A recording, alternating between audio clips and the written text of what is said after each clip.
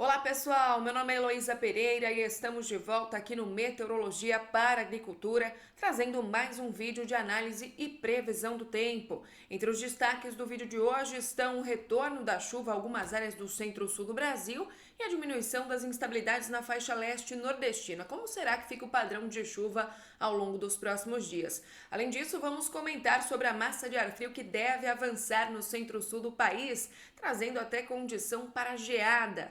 Vamos também responder as perguntas do pessoal aqui do YouTube. Se você ainda não é inscrito no nosso canal, não se esqueça de se inscrever. Muito obrigado a todos vocês que já se inscreveram, que interagem aqui também nas mensagens do canal, tá bom? É muito importante para nós e vamos lá para o nosso vídeo de hoje.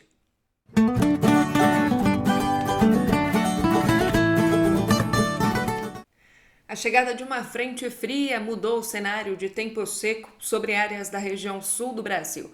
Nas imagens de satélite conseguimos ver que essa frente fria tem o suporte de umidade vinda da região norte e, além disso, os ventos lá no alto da atmosfera estão contribuindo para que essa frente fria suba de forma mais continental, ou seja, sobre as áreas da região sul do Brasil. O sistema, ao longo desta terça e início da quarta-feira, já provocou bastante chuva, principalmente entre as áreas do estado gaúcho. Olha só, segundo os pluviômetros do CEMADEM, tivemos mais de 100 milímetros na região de Santa Rosa, no extremo oeste do Rio Grande do Sul, e o volume chegou a cerca de 90 milímetros em São Luís Gonzaga, 57 milímetros na região de Cruz Alta, e as instabilidades estão avançando em direção ao Brasil Central. Para a região Nordeste, a gente viu uma diminuição das instabilidades ao longo das últimas 24 horas, com exceção de algumas áreas aqui entre o norte cearense e a metade norte do Maranhão. As instabilidades elas vão avançar aqui pelo Brasil Central e voltar para a região Nordeste ao longo da próxima semana. E esse padrão já conseguimos identificar aqui na previsão dos próximos 10 dias do modelo europeu ECMWF. Olha só, essas instabilidades que caem agora sobre as áreas do centro-sul do Brasil ainda deixam acumulados mais expressivos entre áreas do sul do Paraná, oeste de Mato Grosso do Sul, e depois a frente fria sobe em direção à faixa leste nordestina, onde provoca chuvas mais expressivas entre áreas do Sergipe, Alagoas e também parte das áreas litorâneas do estado da Bahia. A gente tem a região de Porto Seguro, Vitória da Conquista, em diversos pontos aí nos próximos 10 dias, podemos ter mais de 80 milímetros acumulados de chuva. Por enquanto, como a gente viu lá na imagem de satélite, as instabilidades diminuíram bastante. Aquela gangorra da umidade voltou a chover mais forte no extremo sul do Brasil, em algumas áreas na metade norte,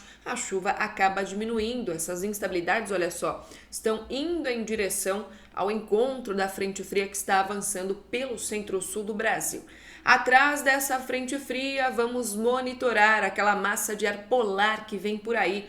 Olha só, no decorrer dos próximos dias, grande parte dos modelos meteorológicos, e isso inclui a média dos modelos aqui do GEFS, indicam que as temperaturas vão ficar cerca de 2 até 3 graus abaixo da média normal climatológica em algumas áreas de todo o centro-sul do Brasil. E isso é temperatura bem baixa, viu?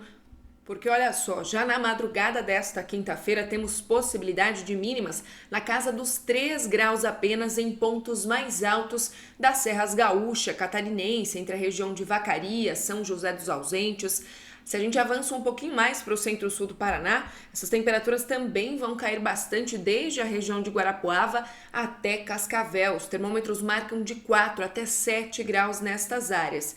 E, a gente não pode descartar a formação do fenômeno geada em alguns pontos mais altos, principalmente da região sul do Brasil. As condições ficam mais favoráveis já a partir desta quinta-feira, segundo dados do CPTEC, e na madrugada de sexta-feira essa condição continua e se estende, inclusive, por algumas áreas do extremo sul de Minas Gerais. Isso deve acontecer de forma bastante pontual ainda, viu, pessoal? Em pontos mais altos, isolados, não é previsão de uma geada generalizada e nem com grandes prejuízos para as áreas produtoras. Mas em algumas áreas sim, as mais altas, devem registrar aí a formação do fenômeno. E o que deixa a gente um pouco mais aliviado é que a chuva está subindo, está passando pelo centro-sul do Brasil. Então, deixa o solo mais úmido, deixa a planta um pouco mais úmida e por isso na hora que vier o frio, congela primeiro a água e não a planta. Então, essa termorregulação aí que a passagem da chuva deve trazer para as áreas produtoras também é um ponto bastante positivo, tá bom? Mas seguimos monitorando, tem possibilidade de geada, então, principalmente nas próximas 2 madrugadas. Olha aí, as temperaturas vão simplesmente despencar entre áreas do centro-sul do Brasil. Com relação às chuvas, a gente já viu, quem recebe mais instabilidade no decorrer dos próximos dias são as áreas da região sul do Brasil, litoral leste e nordestino, e as instabilidades continuam com forte intensidade no extremo norte do Brasil. Ainda contamos com a presença da zona de convergência intertropical e áreas de instabilidade principalmente aqui no oeste da região norte do país. Desde o centro-norte mineiro, passando por Goiás, Tocantins, oeste da Bahia, também sul do Piauí e Maranhão, tempo mais estável, favorável às atividades de campo. E agora, é claro, depois que a gente deu um panorama geral tanto das temperaturas quanto da chuva, vamos responder as nossas perguntas dos internautas do YouTube. Olha só, o Beto Stringini, lá de Laranjal Paulista, mandou uma pergunta pra gente, perguntando como ficam as chuvas aí no decorrer dos próximos dias. Olha só, Beto, a passagem da frente fria pela costa de São Paulo pode provocar algumas chuvas isoladas, principalmente ao longo da faixa leste paulista. Tanto o modelo ECMWF quanto o GFS, né, modelo europeu e o modelo americano, não estão indicando acumulados extremamente expressivos para a sua área produtora.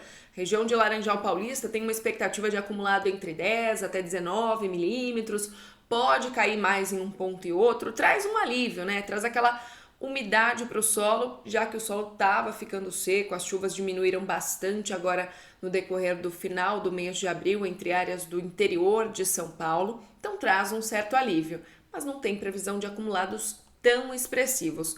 Vamos falar também da temperatura para Laranjal Paulista, já que a gente está aqui, né? Olha só, passa a chuva então entre quarta, quinta-feira e tem mínimas previstas na sua área produtora em torno de 10 até 11 graus. Então, a temperatura também bem baixa, sem potencial para ocorrência de geada, ainda bem, né? A gente, inclusive, essas não são áreas aí propícias para a formação do fenômeno nessa época do ano, então tá tranquilo. A gente parte para a região do Rio Grande do Norte. Olha só, o Vânio Félix quer saber como ficam as chuvas do leste do Rio Grande do Norte ao longo dos próximos dias. Bom, a gente ainda tem a contribuição de áreas de instabilidade associadas à umidade, ao calor, né? E também aos ventos úmidos que sopram do mar contra a costa em algumas áreas da faixa leste do Rio Grande do Norte.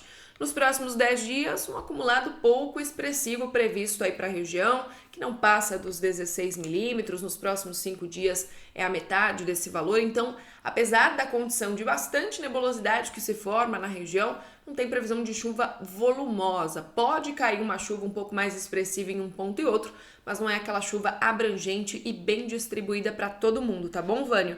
Muito obrigada pela pergunta de vocês. Agora a gente vai para o estado baiano, onde o Adriano Almeida, o Adriano que está sempre participando aqui com a gente também. Muito obrigada, Adriano, pelas suas mensagens. A gente vai lá para Irecê, no centro-norte baiano.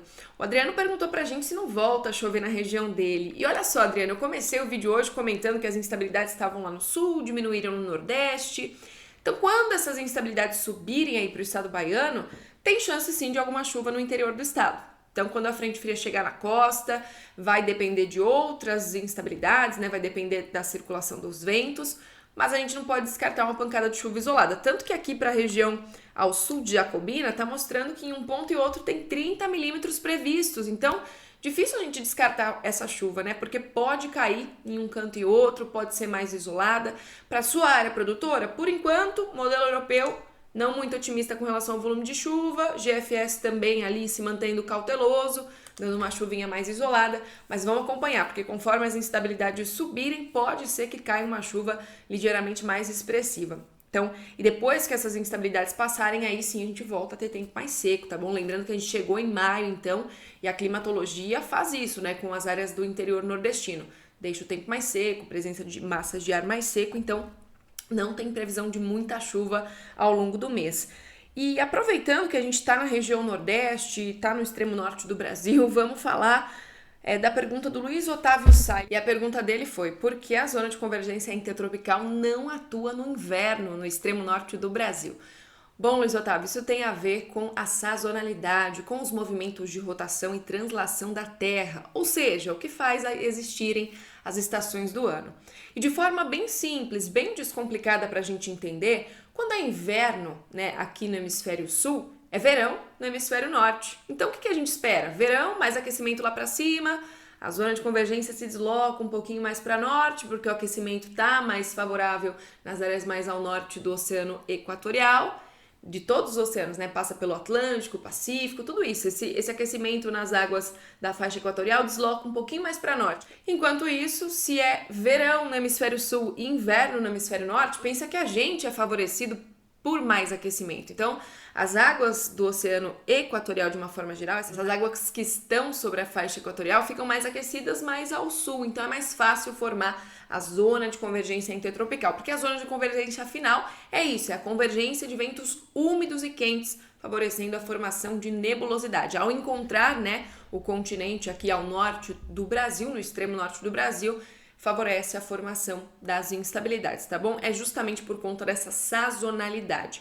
Bom, agora a gente vai para a pergunta do Adriano Barbieri, lá de Enéas Marques, no Paraná. E, na verdade, ele comentou com a gente que também estão em desenvolvimento aí, em fase de desenvolvimento do milho safrinha. A gente vai lá para Enéas Marques para comentar um pouquinho sobre o volume de chuva previsto para a região. A gente já vê que nas imagens de satélite tem instabilidades passando pela região de Enéas Marques e nos próximos dias o modelo está indicando aí seus mais de 20 milímetros acumulados. Pode cair até mais. Eu tô vendo nuvens bem carregadas aí entre áreas do sudoeste do Paraná. Então, depois de um período longo aí de estiagem e chuva irregular, finalmente volta a chover de forma um pouquinho mais abrangente para sua área produtora. Essa chuva de agora, ela vai dar uma diminuída boa. A massa de ar frio que vem logo atrás faz o tempo secar de novo. Mas a boa notícia é que na semana, lá do dia 12, 13 de maio, ou seja, já na semana que vem, outras áreas de instabilidade associadas a uma nova frente fria vão passar pelo sul do Brasil e tem potencial de novo para provocar chuva entre áreas principalmente do oeste da região sul. Então tem previsão de chuva para Enéas Marques de novo, tá bom? A gente vai seguir acompanhando. E só por curiosidade, é uma área que costuma cair bastante a temperatura e olha só a mínima prevista. Na quinta-feira já 6 graus e na sexta-feira 7 graus de mínima prevista apenas para Enéas Marques. Então frio bastante intenso. Depois esse frio gradativamente ao longo da próxima semana vai perdendo intensidade, tá bom, Adriano? Muito obrigada pela sua mensagem. Última pergunta de hoje, Gabriel França, Três Lagoas, Mato Grosso do Sul. Obrigada por participar mais uma vez com a gente, Gabriel.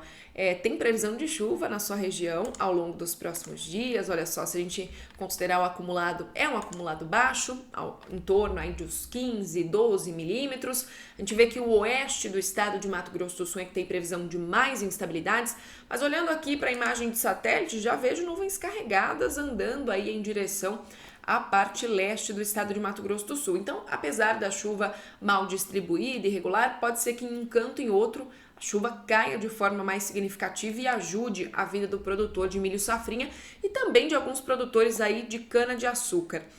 Para o estado de São Paulo também, a gente já vê que essas áreas de instabilidade devem chegar aí ao longo desta quarta-feira. Tem previsão de chuva para praticamente todo o estado paulista, também parte do Rio de Janeiro, sul de Minas. Então vem chuva por aí, galera. E olha só, essa chuva pode vir em forma de temporal, principalmente nessas áreas do interior, oeste de São Paulo. Vamos ficar de olho. Já tivemos inclusive granizo, né, no extremo sul do país. A região de Alegrete registrou a ocorrência do fenômeno. E com o deslocamento das instabilidades, a gente não descarta pontualmente, né, temporais aí sobre o centro-sul do Brasil. E é isso aí, pessoal. Essa foi a nossa análise, atualização e previsão de hoje. Eu agradeço a atenção mais uma vez de todos vocês.